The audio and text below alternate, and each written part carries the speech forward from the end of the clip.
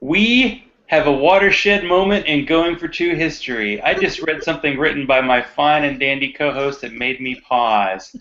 I learned I am emotionally unattached to the Titans, she wrote. When your team comes off a solid road win against 2013 playoff squad and absolutely bleeps the bed, yeah, you might have checked out already. The multitudes of Titans fans who sold their tickets to Cowboys fans, making the game a quasi-Dallas North adventure, they might have been the smart ones. How else do we survive this era of NFL insanity besides drinking and, of course, talking about it? I'll hang up and listen. Sharona, what do you have? What do you have? Well, hello, Zach. I want to say how happy I am to be talking about that dreadful football game with you.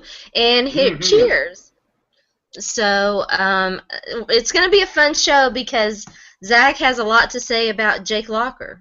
Even though he wore, from I hear maybe possibly he might have worn his Jake Locker jersey to the game. So I want to hear all about your trip to Nashville, Zach.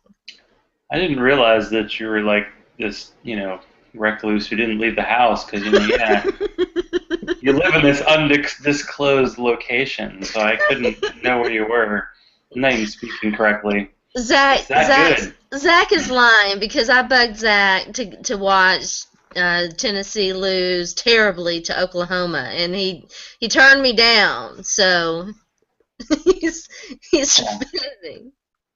The first step in life is to know thyself, and I knew that when I was going out for barbecue at lunchtime and then to a bar after that I was probably not going to be ready to go out after that. That was going to be the peak of my weekend. I had no idea that was it. So, yeah, I drove directly to Nashville, and I went to a barbecue joint called Ed Lee's, which is in the Vanderbilt area. All the Vanderbilt students were going there as opposed to watching Vanderbilt barely beat Massachusetts. So a typical Saturday in Nashville. Yeah, it's like, we have a football team? Are you kidding me? I met with Justin Bonema, who is a Titans Cowboys fan, who was wearing a very Tom Landry-esque kind of hat. And yeah, we ate barbecue, and then we went to a bar, and we had a bunch of Nashville beer. And it sounds fun. So when fantasy writers get together, this is the big industry secret. We get together and then we talk about our teams because we're not allowed to talk about our teams on Twitter or on our articles because that's really boring. When we get together in real life, we can bore each other as long as there's beer involved. But yes, it was good. I recommend it wholeheartedly. So What'd you get? What'd you have to eat? I had brisket tacos. And brisket tacos included fried jalapenos, so I'm on there. I would eat that. You would? No onions, but I love jalapenos. What's the deal with onions? I don't like them. I dislike them. Something happened with you? I am Sharona onion hater right here. Hater. So you don't have like pasta sauce and stuff because that has onions in it. I'm careful. I usually cook. This is why I cook because too many people want to put nasty onions in their food, and I can live without that, and so I cook. Okay, all right, I'm with you. So now I do add some things that will serve as an onion flavorant, but no flavorant. Yeah. Intriguing. Yes, so when I come up to Nashville, my parents, who have been on pretty much like a diet exercise regimen, they pretty much turned that off for me, and they made me like a 2-pound steak for dinner. So after having beer all afternoon and then having a 2-pound steak, I didn't want to leave the house to watch Tennessee's glorious, I don't know what that was exactly. I don't know, were fans okay with it? Well, speaking of spanking, let's not talk about spanking. That was a thorough. Yeah, you probably didn't have your favorite weekend there. No, well, I did not expect UT Tennessee to win that football game. I did think that they might have played a little bit better, but I mean they were clearly not the better team on the field, and so I did all right. I got a chance to watch some TSU football after that game. That was kind of fun. They're a fun team. I might actually go out and watch some TSU football. TSU, huh? Mm-hmm. Yeah, my mom taught with a guy who played in the NFL in the 70s, and he went to TSU. So it's not quite the same. It's different. It's a different era. But yeah, so I did my barbecue event, did my eating and passing out event at my parents' house, and then Sunday morning I got up and met with Josh Gunnels for a little tailgate. How is Josh's house coming along? I believe he's finished. Josh is in construction, and the poor guy decided to build his own house too, which he was working on last time I was in town, but he was finished. So he met with me, and I'm the only person at a Tennessee Titans tailgate to bring a Belgian beer with a cork in it. I'm pretty sure of that. I'm pretty sure you're probably correct there. I would take. Is it the over? I would take the over on that. Yeah. Although it is a different era. I mean, it's not like everybody's drinking light beers, and he had Sierra Nevada on his own, so that was pretty solid. Yingling, was there any Yingling there? Probably. I'm not, even though it's from my home state of Pennsylvania, Yingling's pretty rough the times I've had it. Yeah. That might have been one of those beers I've had that's been the most canned beer that tastes like the can more than beer. Yeah, exactly. I don't like to drink beer out of cans. I'm a bottle baby. So bottles and no onions. No, I'll drink draft. Draft's okay. I like draft beer. And I'm not a can. I don't like canned beer. Mm-mm. You like drafts unless it's a tackle out of Michigan in the first round, right? No comment. Titans draft picks, not encouraging. So yeah, I got to the game.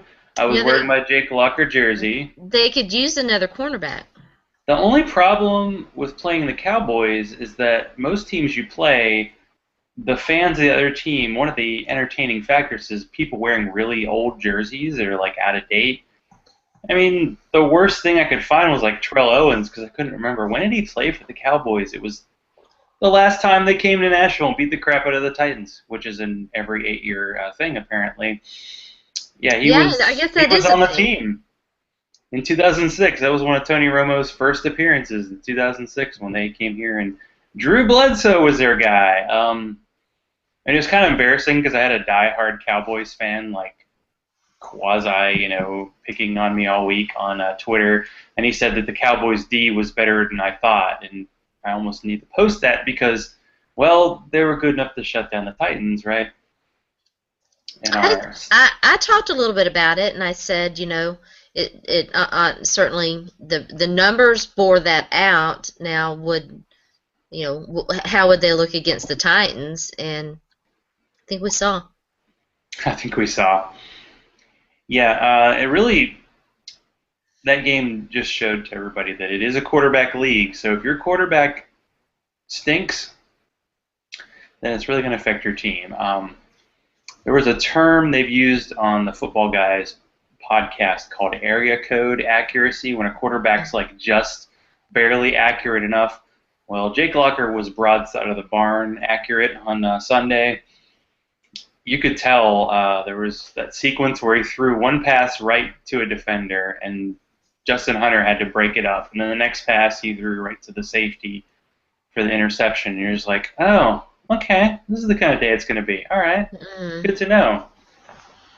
Because you look at the stats, they went 13 for 82 rushing. That's really good per carry average. Problem is, when you can't throw the ball, then, yeah, it doesn't really matter. I don't know. Do you think the coaches are being too cute with the whole let's put every running back with a pulse on the field really quickly? I think that what I saw from Sunday is that Bishop Sankey, loads and loads and loads of talent, not ready. And the problem with trying to formulate any sort of lasting or important conclusions is that they didn't run the ball very much. Yeah, they had a lot of guys on the field, but I mean, the inability to ride Sean Green just was inexplicable to me. I mean, it's not like he sucked in the game against the Kansas City Chiefs, and it's not like he sucked when he got the ball Sunday. So I don't know. Well, that's true. I mean, the Cleveland Browns were down 27-3 to the Steelers at the half, and they ran the ball a lot in that second half when they made that comeback. They just ran really quick plays, and I thought maybe the Titans could pull that off. But it seemed like unless Jake Locker was targeting your boo, Delaney Walker, he was having some issues Yeah, he with was. accuracy. He settled down a little bit in the second half, and he was a little bit better. But he's been more inaccurate and not as awesome, if you can put it that way, in the first half in the past two games. And he's generally settled down in the second half and been a lot better. Could he stand to get better? Yes. Even when he's playing well, he's still really struggling. Well, I've heard It of was the this. first half that killed them Sunday. They didn't try to run. They could have tried to run the football more, and when they threw it, he was not good. Well, they have this thing for like baseball players called like the simulated game. I wonder if the Titans could do like a simulated first half for Jake Locker before the game starts, so he could warm up. I don't know if somebody needs to hit him or what's the deal, but yeah, I mean, even in the Chiefs game, He's thinking too much. I'll I tell you saw that. the 30-minute version of that, and that's a good point. That they went basically three and outs to start the Chiefs game. I mean, they didn't score until like middle of the second quarter, and that was the thing. Like, it seems like when he's in the pocket, he's like trying to do a calculus equation or something, and Yeah. sometimes he needs to run. He hasn't really been running. I think they're like, you don't run because when you run, you try to go headfirst into a linebacker He and you looked break scared that something. one time. There was one time in particular he really thought about it and was like, "No, if I'll get in trouble, and you could see the gears grinding in his head. And how many offensive coordinators has he had? He's the new Alex Smith. He's had three, yeah, three basically, and I mean this is really his third year as a starter, and that's another point. Except for, and he was coming back from a separated shoulder 2 years ago. He hasn't played more than four starts in a row Yeah. ever. So I almost just want to say he needs that 16 games. The problem is the 16 games are not going to be pretty because that's the way it is with most quarterbacks. I mean, remember how great Andrew Luck and RG3 were their rookie years. Now, maybe not so much. So there's so much put in a quarterback that they need that time I to don't settle in. I don't think that Andrew Luck's issues are all Andrew Luck. I think Andrew Luck is being hampered by the offensive system that he's in. I totally would take him, and yeah, it is bizarre when they keep giving the ball to Trent Richardson. That's why, fantasy early, I picked up Trent. Was it Ahmad Bradshaw with my number one waiver pick last week? Oh yeah. I was dumb enough to not start him, but hey, I Mm. still won anyway. I got lucky.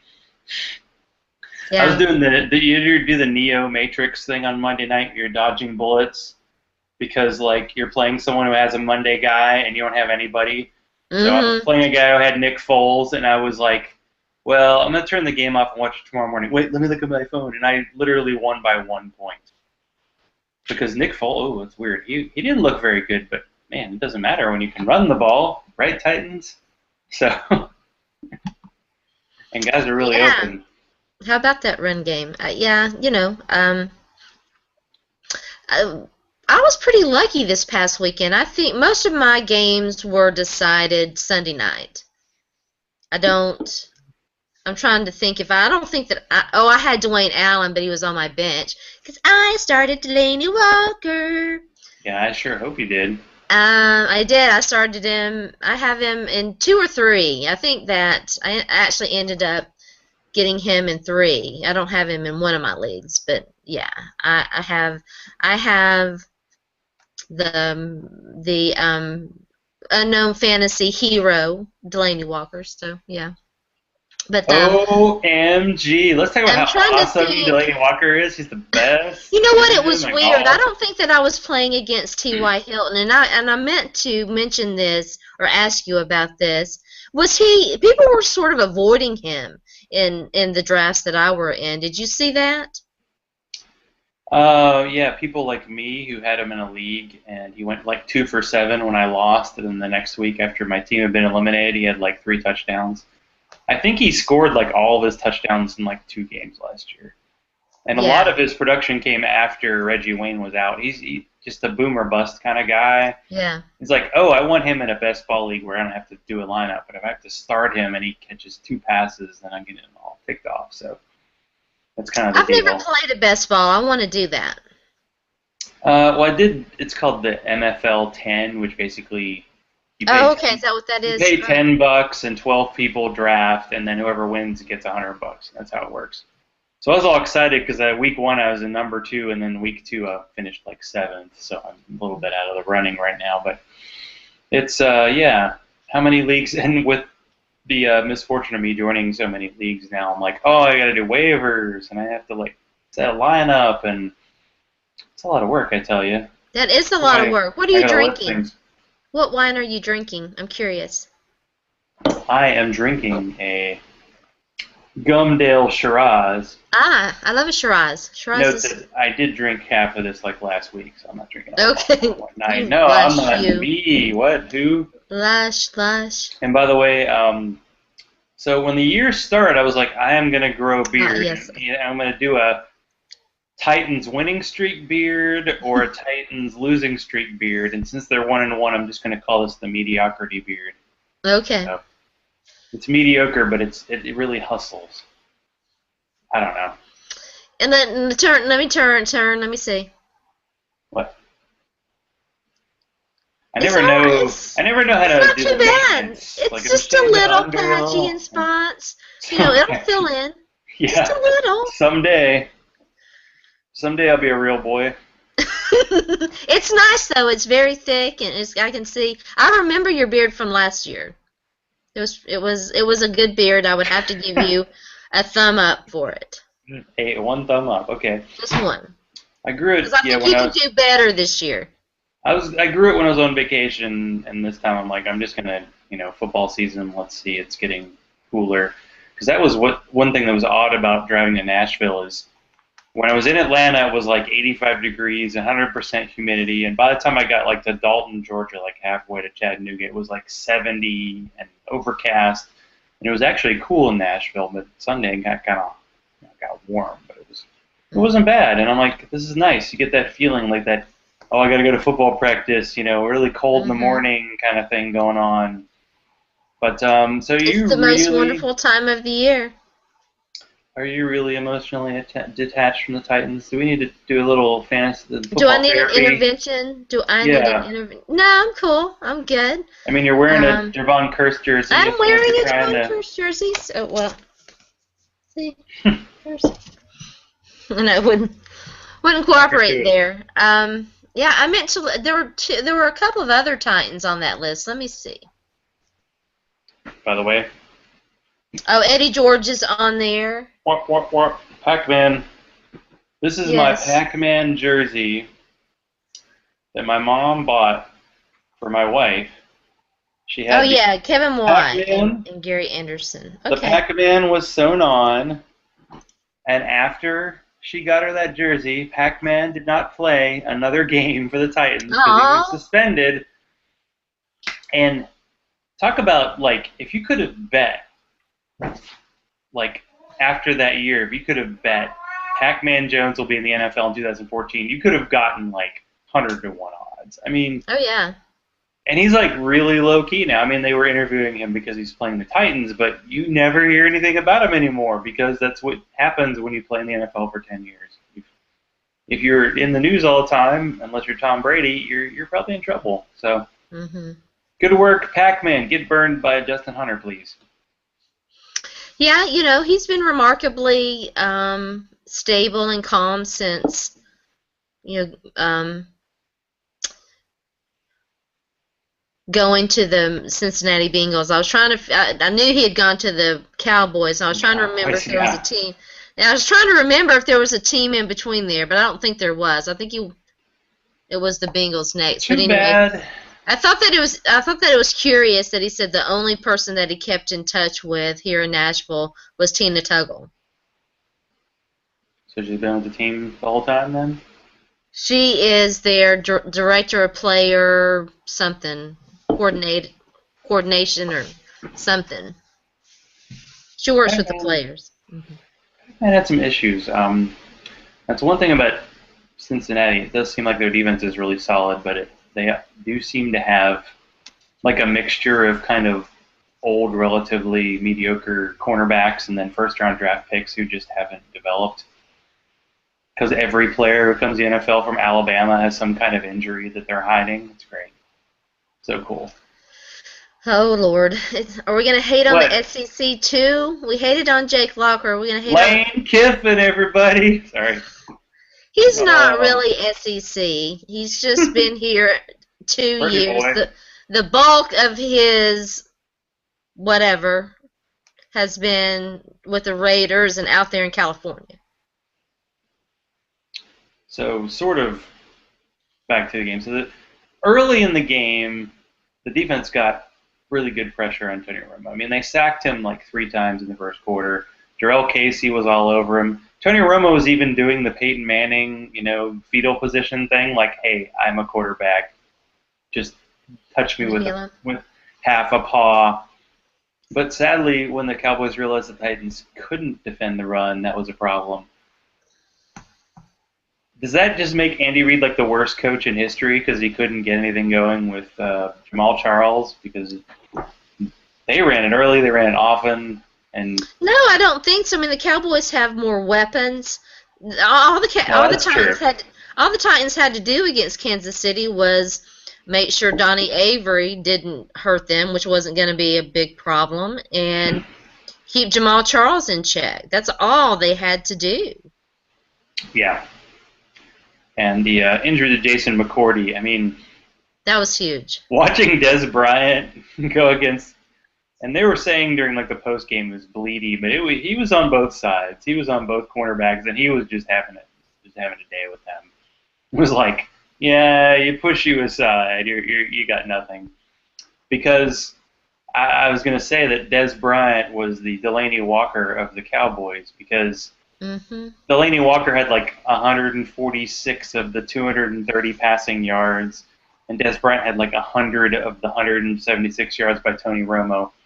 Because, as a guy who has Tony Romo in a fantasy league, he only scored 2 more points this week than he did in his absolutely horrible week 1. So I kind of suck at fantasy quarterback, but that's okay. We're not going to go there just quite yet. I just want to point out that I listened to you, Zach, and I have the unfortunate decision on whether to start Jake Locker or Tony Romo. It would take a lot of guts to start Jake Locker after last week. I am not starting Jake Locker. I have this, like, just, you think of improbable things because they happen in the NFL occasionally, and you're like, well, maybe Jake Locker plays the game of his life this week just because random things happen. So it's possible. I mean, before last week, I was like, Jake Locker is starting in more fantasy games like last week than his whole career combined because he was, the hot daily fantasy guy because the Cowboys were supposed to be really bad. And they might still be bad, but they weren't bad last week. And at least he got that touchdown. Like, I looked at the Delaney Walker, and at first I thought he was throwing it to the outside receiver, and Delaney Walker just happened to get in there. But they were just kind of close to each other. Come on. Delaney pinballing through the defense and outrunning the entire Dallas Cowboys defense. Wasn't that awesome? I mean, the fact that it just gave us hope. Oh, it was painful because it gave us hope. And then Bernard Pollard had the ball in his hands, and I didn't even put that. Yeah, I didn't even write about that, but yeah, that was because that was the play. It was the third quarter.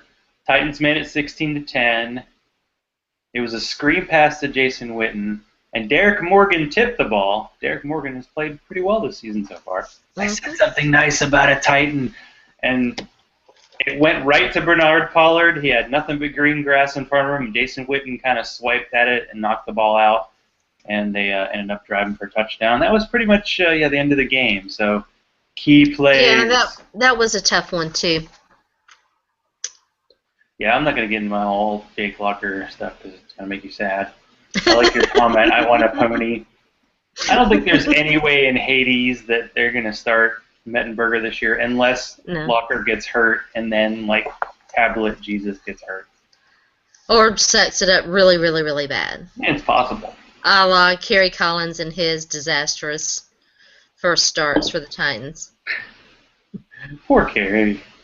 I'm not hating on Kerry, but objectively speaking, that happened. Mm-hmm. That was the only way Vince Young ever got on the field in 2006 and 2010. Yeah, that's the odd thing about... Or 2009. No, it was 2009. That 2008, like the Collins-Young period, like those guys combined for 3 Pro Bowl appearances, which just shows you how many quarterbacks back out of the Pro Bowl. Did you happen to see... yes, you did, because you responded. I forgot. Yes, you did. Law?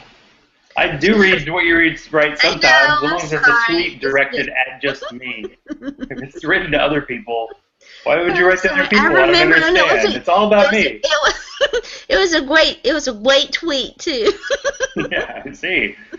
This is good. We're gonna be our highest blood alcohol content hangout of all. Yeah. This is some good stuff. I'm gonna have to take it easy because I have a podcast to do. Oh, you do? You have a real podcast after this? I'm gonna go on and talk about something that I wrote. So yeah, it's gonna be fun. I'm just the warm-up act. I see. No, you're not. No, you're not. No, you're not. Listen, this is the highlight of my week. It's hump day. I'm talking football and drinking. Well, usually I drink beers, but tonight not. But yeah. Just, stepping it up. I am usually the appetizer, so don't even go there. Don't even go there. I occasionally have a double feature. I'm not as old as I look. Yeah, I am. Yeah, Bishop Sankey, you mentioned, and talking about the running game. He is being dropped in fantasy leagues left and right, and I don't really blame people. I do think he does have the overall skill set. As you mentioned, doesn't quite have it put together. Yeah. But he's one of those guys that, if Dexter McCluster gets hurt, maybe he becomes a third down back. And if Sean Green has issues, maybe he'll be. I don't think he's going to be maybe the Titans are like overcorrecting for we gave Chris Johnson way too many touches the last few years by splitting it up, which showed when they had 4 different running backs in the first 5 plays. But I think they're trying to figure out what they have. I mean, I think they're trying to figure out what they have, and I think this weekend, Sunday's game against the Bengals is going to be very telling, because you've seen Sean Green piece together 2 rather strong performances, and so right now he does look like the best option. You've seen some flashes of what Dexter McCluster can do, and in his limited touches, he had some nice numbers Sunday. And when you looked at the breakdown of where he was running at against the Chiefs, you saw he was having some success. He just wasn't having success on the other side of the offensive line. But so my prediction is that you'll see a strong dose of Sean Green. I did see McCluster had some kind of foot injury, so I didn't know he might be limited because of it. He's limited. If even greater concern is that Wesley Woodyard is limited. He's not practicing with an ankle. If he can't play, and they just added a linebacker. So James Anderson, huh? Yeah, you pick up a guy in week 2. You're like, hey, boy. I mean, it's kind of the story of the Titans' defense for the past decade. Titans' defense could be good, but injuries at the linebacking position hurt. Yeah, they didn't have too many good players there. And Say what you want about Xavier Gooden from mighty Missouri. I don't think they were depending on him as a starter. I don't think this has any. I don't think that had anything to do with Xavier Gooden. I think it has more to do with whether Wesley Woodyard's going to play. Dang you, Now, Woodyard. they may not. They may. I do think that they wanted Zach Brown to be the and rotate to be the guy and rotate Xavier Gooden in, but I don't know that they think this is going to kill us. I don't. That's not my sense. Could be wrong. Yeah, it's one thing I didn't think with the switch to the 3-4 that they really had that space eater guy in the middle. And I don't think Al Woods and Samuel Hill are really those guys. And it's hard to tell Jarrell Casey because I don't pay a ton of attention to the defensive line play, but if he's just going to get his sacks and not that great with the run stopping. I always thought Tua was a good two-way guy, but I mean it could just be Dallas does have a good offensive line, although I think the Bengals have a pretty good offensive line too. They ran for something like 160 yards against the Falcons. Yeah, the Falcons don't have much of a defense either, but it's probably the kind of game plan they're looking for. I did my Know Your Enemy with Houday last night, T, and because AJ Green's iffy, then it's like, yeah, this could be a very run-centric game plan for them because the Bengals have a bye week coming up. They're like, what can we do to shorten the game and just run the ball and win 17-10 and get out of there? So that could be their plan. I kind of doubt that A.J. Green, we had Will Carroll on the show last night and this morning and asked about him. He thinks that A.J. Green will play.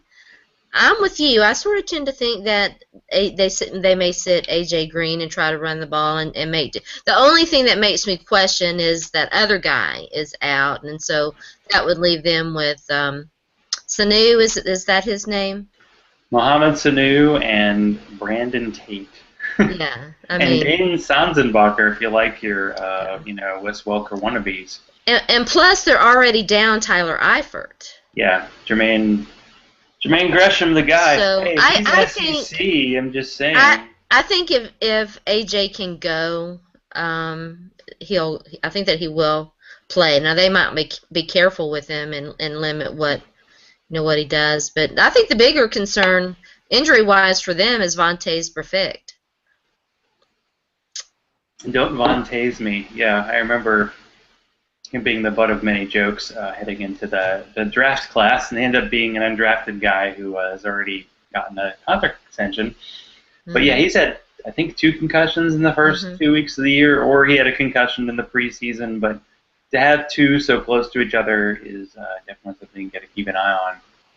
Remember concussions, NFL? No, we're more worried about off-the-field stuff right now. Sorry. Well, they just had another. They've got. I don't know what's going on with Jonathan Dwyer right now, but he was in police custody. Oops. Yeah. I think he's not quite what we call star caliber, so yeah, he might be released caliber. Yeah. Well, I don't know. They've got a curious. I mean, do you trust Ellington completely? If he's been a little dinged up, their use of Stephon Taylor really just kind of befuddles me, and so I think that they were going. I think Dwyer was in their plans. Be interesting to see what happens. Yeah, Arians is definitely. He likes to bring in those ex-Steelers like Larry Foote, guys who maybe past their prime. Well, Jonathan Dwyer is probably like 26 years old. Hey, he's past his prime. Yeah, it's a little strange to think. Yeah, Stephon Taylor, who's a very slow running back, was actually drafted ahead of Ellington, and now he's kind of an afterthought. He played a little bit in their opener, so I thought he might be their guy, but Dwyer got the touchdown last week. So, yeah, it seems like running back is replaceable, but it's like once a coach gets an idea that they can trust a guy, and they're in, kind of like Matt Asiata in Minnesota. I mean, I picked him up last week. I mean, I got Adrian Peterson in the second round thinking, I just got a steal. I got the opposite of a steal.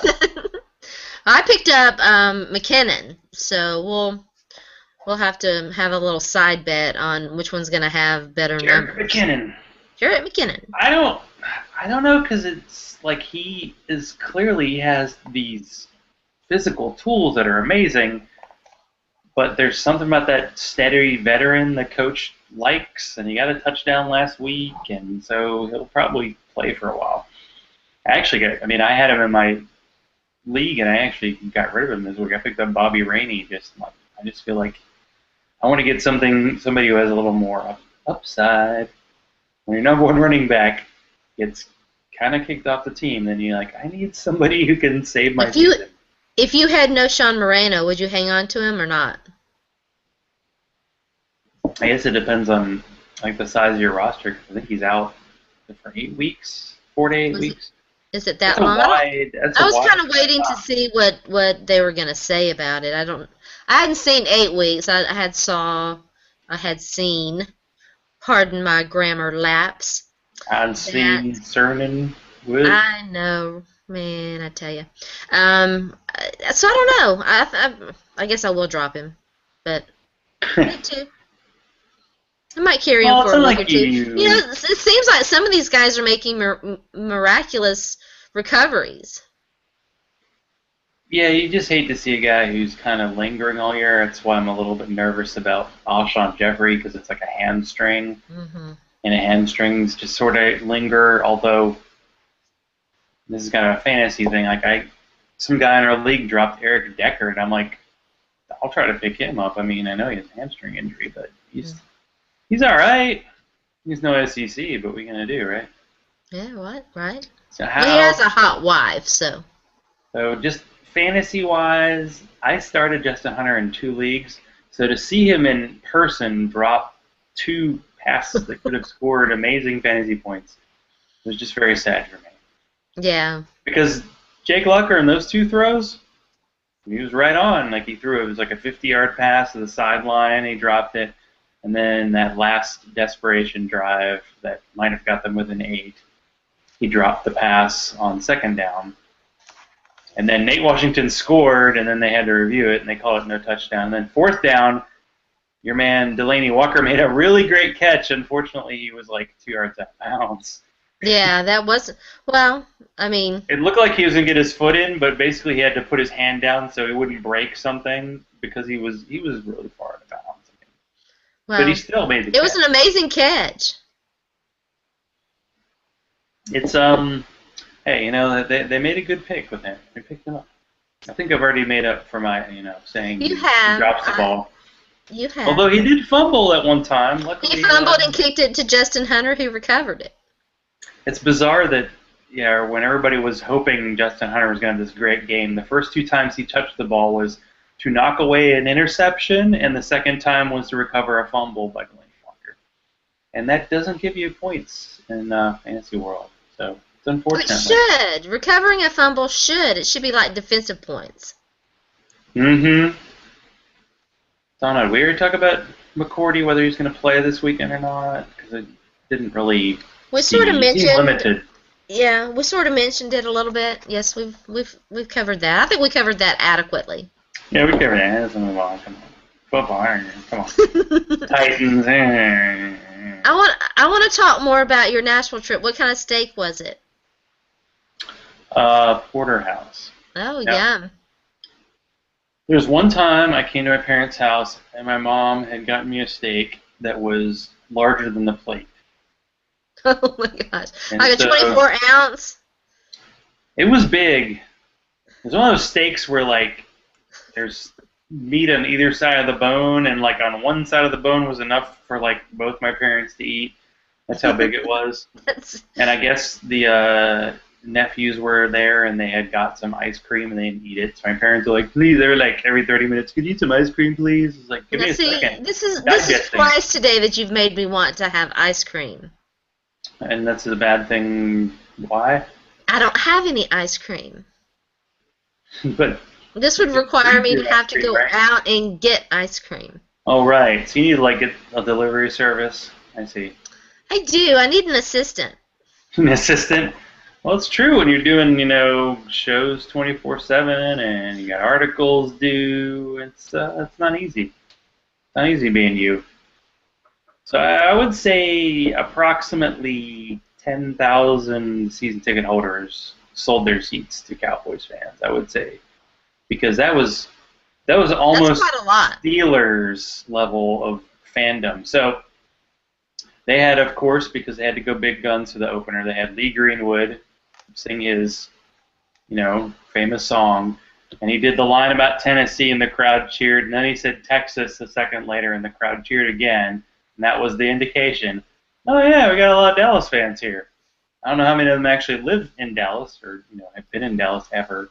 Because there was a default like in the 70s. Like you're either a Steelers fan or a Cowboys fan or maybe a Raiders fan. There weren't a lot of teams. I mean, the 70s. The Niners. You're either good or bad in the 70s. I swear that like 12 teams in the NFL made the playoffs in the 70s. That's how crazy it was back then. But yeah, there were a lot of fans. And as I got stuck in traffic on the way home, I had to see them walking by my car very slowly, including a Tony Romo for President T-shirt that I kind of want now. I didn't even think Cowboys fans liked him. I mean, like they like Staubach and they like Aikman now that he's retired. They like him when he's playing well. I know. So this is the big show, right? Like to see if the Titans can come back from this game, because this is a pretty tough game. They got the Bengals and then the Colts. And as coincidence would have it, I'm going to be in Indianapolis next week, so that should be fun. So that will be fun. I might be doing my Know Your Enemy live. If I can meet up with Brian Bulmer, that would be great, because I met with him last time.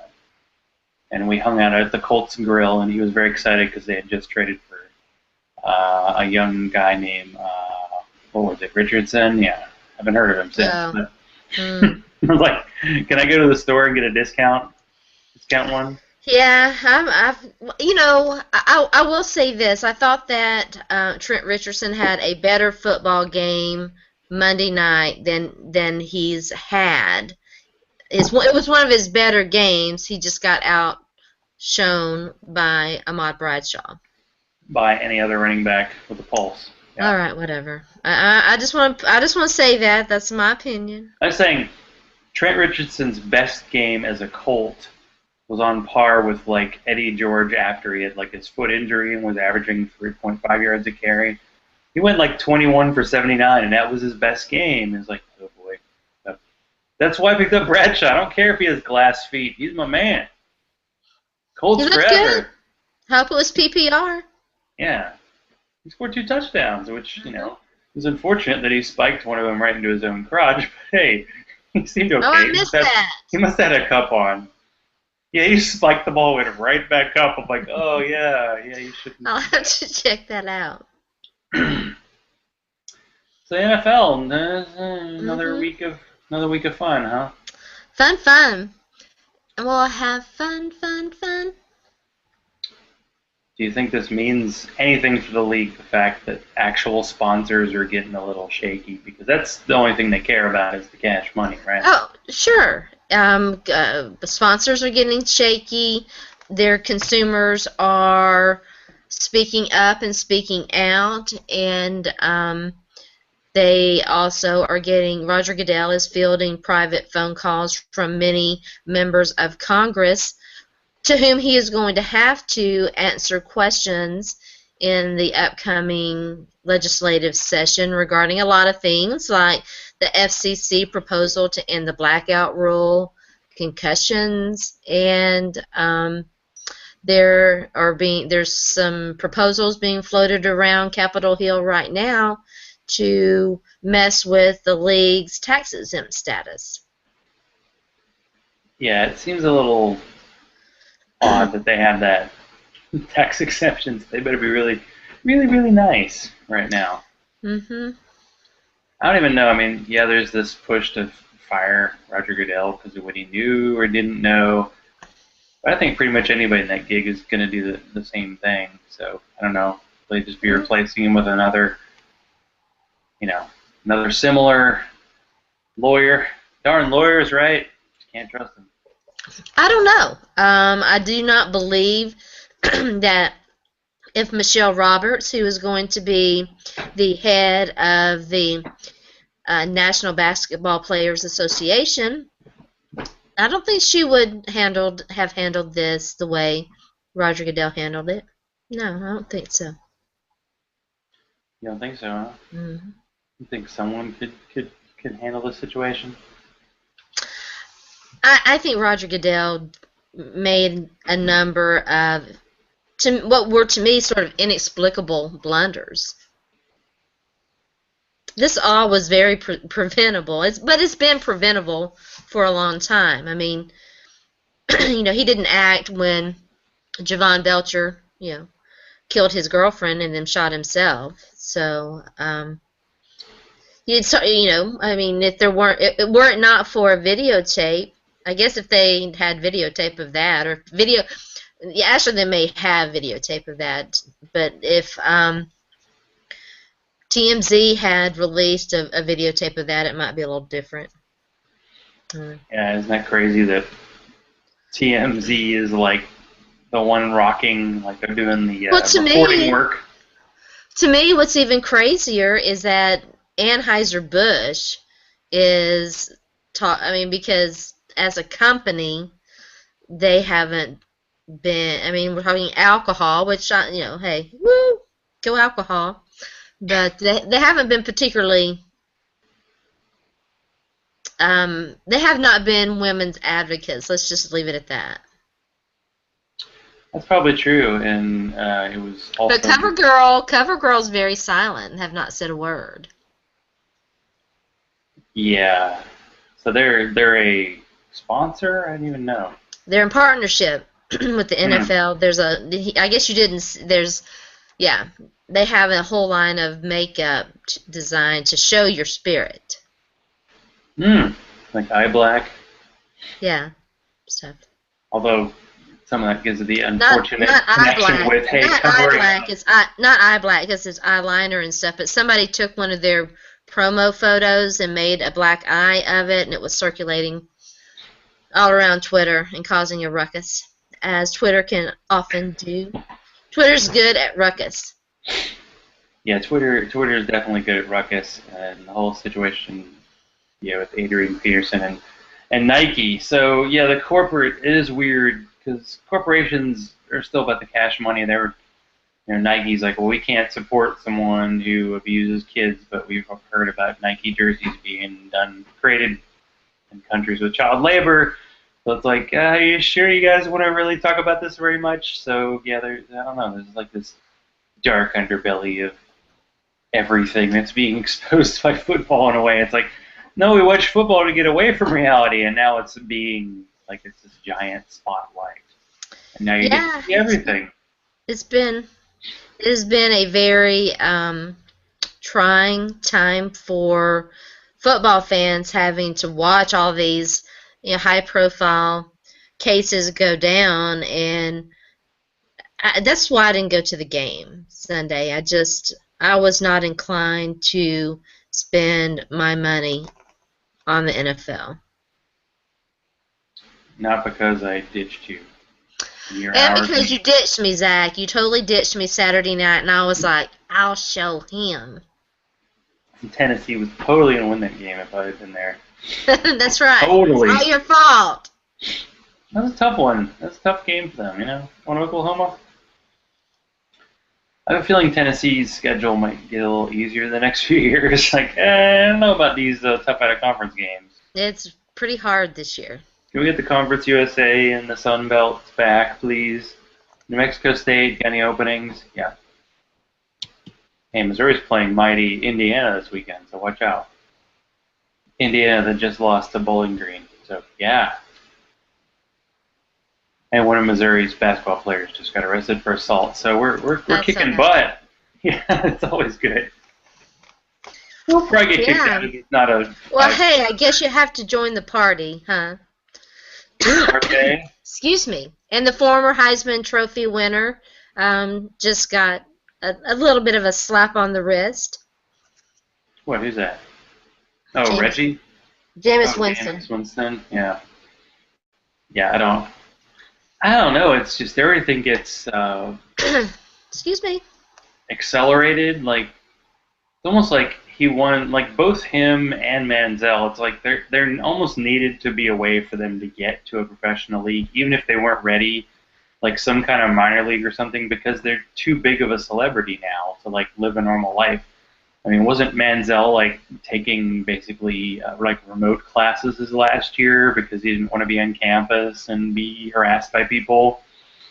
And he was taking trips and going to all these games, but his parents have money, so they can actually afford to send him there. So, but yeah, just like yeah, you just become a target now.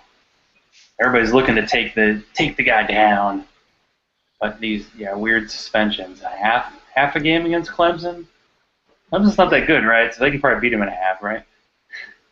Well, is it appropriate? Is it not appropriate? I don't know. To me, it was just more of Jameis Winston is arrogant and probably pretty stupid. I think that might be it. Yeah, you've got these instincts. Football athletic instincts doesn't mean you're yeah really that good at thinking on your feet or saying the right thing at the right moment. Because yeah, you're big guy on campus, but how many people are on Florida State campus? Like 30,000. I mean, it's pretty crazy. It was pretty crazy, I say, in my bad radio voice. You're just a wild and crazy guy. That's me. Seems a little yeah, like we're heading the wrong direction if I want to talk about fantasy football. So okay, so I have Adrian Peterson in the league. Uh-oh. What are you Is going to there do? any reason to hold on to him? Because it's he has like a court appearance in October, but then again, do you really want that guy on your team, or does fantasy football still exist kind of outside this moral I think it's up landscape? to the individual.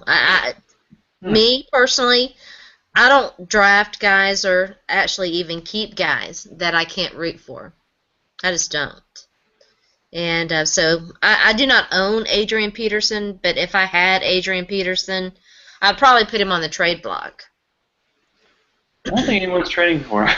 That's just my Well, theory. I don't know that they wouldn't.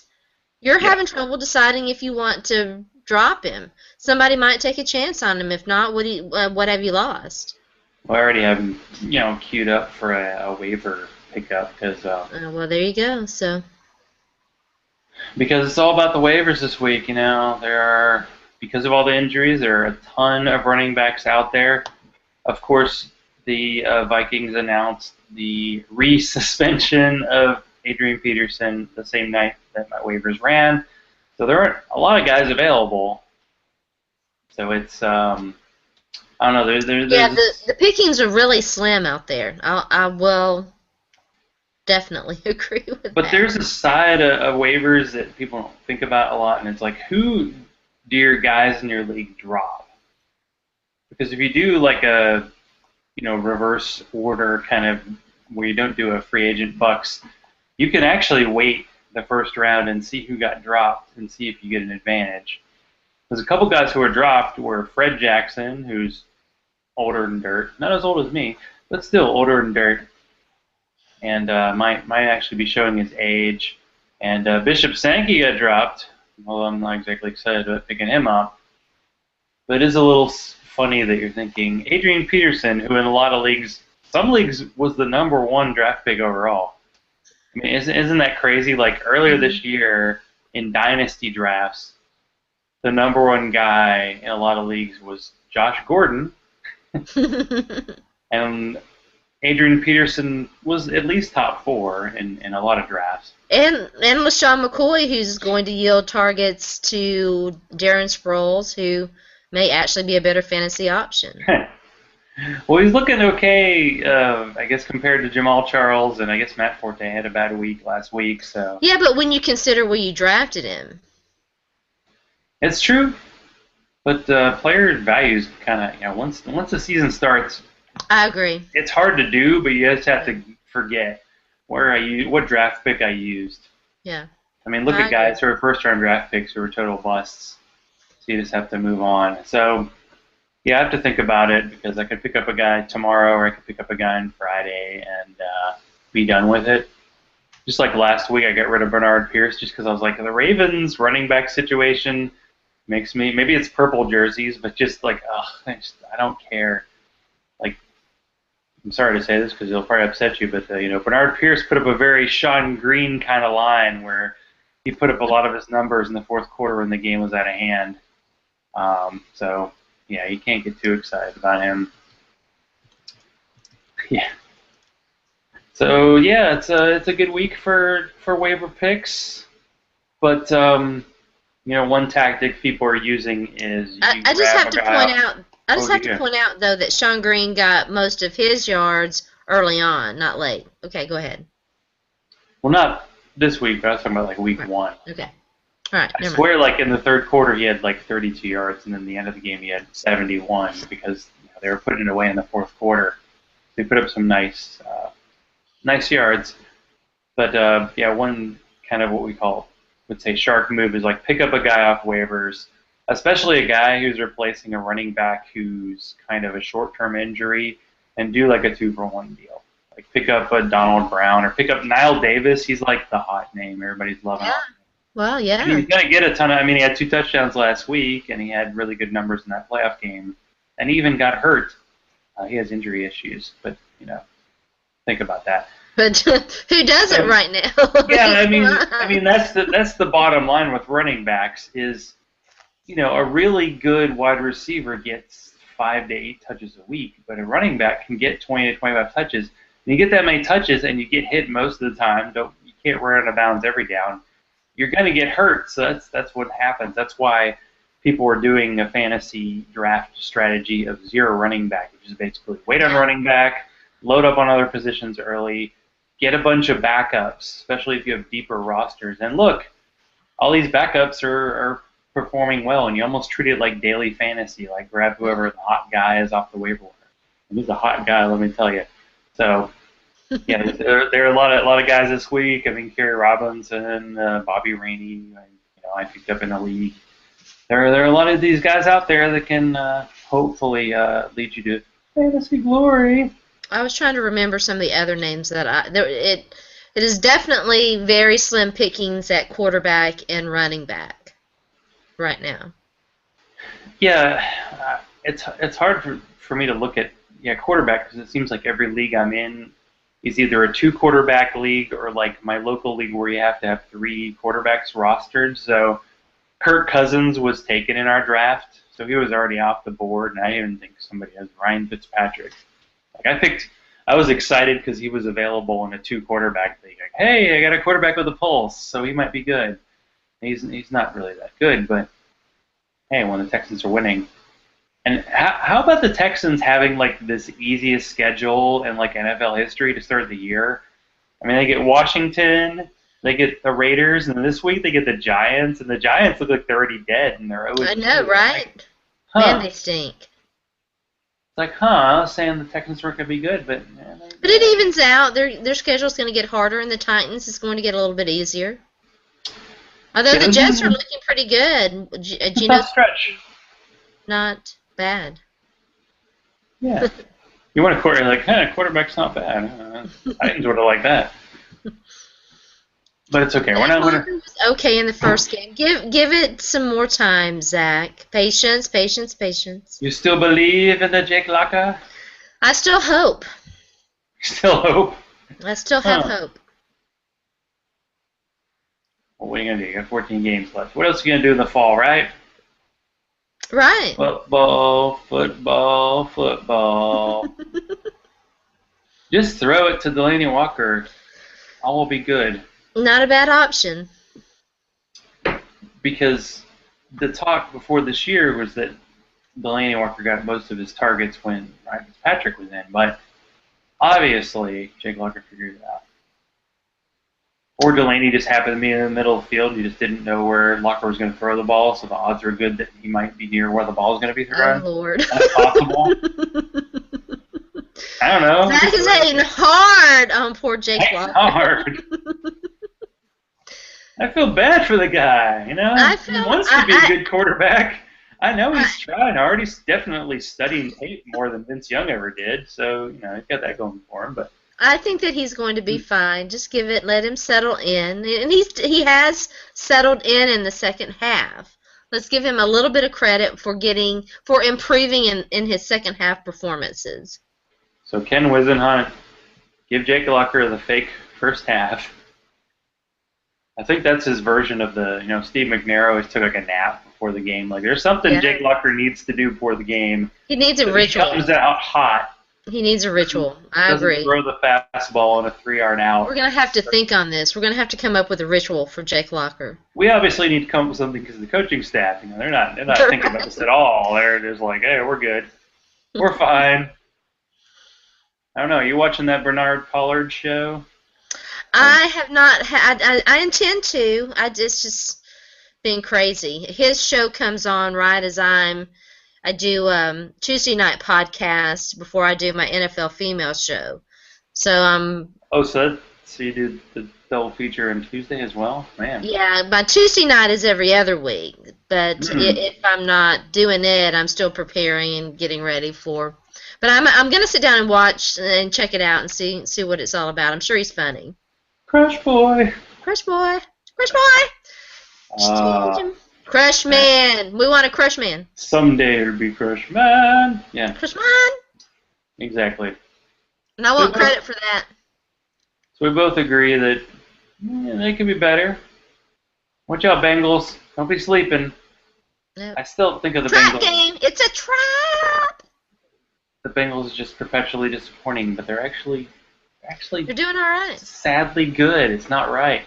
I know. Give me your prediction. Let's see. I believe I said, what was it going to be? 27-17 Bengals? I think that was what I was heading for. 27-17. That's... That's... Go ahead and predict the Titans to win. I will say 24-13. Titans. Bengals. Huh. And Ryan Suckup is still our top weapon. Hey, Zach. Yes. Huh. What would you say? That's all you got? You're hunting me, so I'm getting you back. I told you I was going to do this face the entire time, but I forgot. You did. I'm feeling something not right. So tell us what you're up to, what's happening. Where can people find you? Because you're so hard to find. Well, I'm getting ready to do a podcast, talk about domestic violence. I'll tweet out that link so that you can, Late Night Pairing is the podcast, so you can find that. You can catch me tomorrow morning, 7:30 Yahoo Sports, 10 o'clock a.m. Central Standard Time, talking to my co-host Vashti on Game Over with Zach and Sharona. We talk about all sports. We'll be talking fantasy football with the super electric and exciting Ellie Fontana, who I love, and so happy to have her come on and talk to us about fantasy football. And then tomorrow night I don't have anything. What? I know. Something's wrong. A night off. Well, it's funny that I believe it was, Allie just tweeted me about my hangout with Houday. Had no idea how good-looking Houday is. Apparently, is he? I don't quite measure up. Is he a hottie? I'm gonna have to check him out. T, he just goes by one initial because that's how he does it. Then he must be. He must be. He's all that in a bag of chips. He is Houday. And he likes.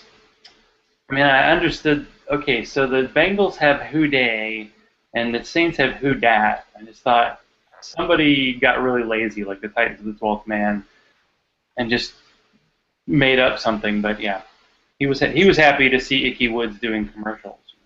He just kind of wished Icky Woods was wearing Bengals colors. But so this week, right in the week that was, my weekly column covering what happens in the NFL, including 5 things that shouldn't shock us but have. Did my Know Your Enemy hangout with T, who is the true as the crush on the Ginger Ninja. Posted my interview with Pat Fitzmaurice earlier today, and I'll be writing an article later this week about how do you salvage your fantasy season if it's going badly, or how to make your good season even better. FantasySports.org, you can find me. But really, you should talk to Sharona. She knows stuff. I just talk about people who know stuff. That's how I do it. Well, you can always find Zach. Although Zach's gonna throw a kink in our schedule next week. Are we gonna have a show or not? We'll have to talk about it. Yeah, I'm going to be in Indianapolis Monday through Thursday, and Wi-Fi at hotels is always a little iffy, so I don't know if it's going to be able to handle a Google Hangout. All right. Maybe it might be the night I come back on Thursday. I'll be. Hey Zach, Yeah. my people will be in touch with your people. You will. It's good to know you have people. I have cats. I don't have people. All right. Well, thank you for joining us, everyone. It's been fun. The Titans, hey, we say bad football is better than no football, and we really challenge that on a weekly basis. So thanks for joining us. Enjoy football. Enjoy, everything. It's all good. Good night. Adios, muchachos. My glass. There's a hole in it.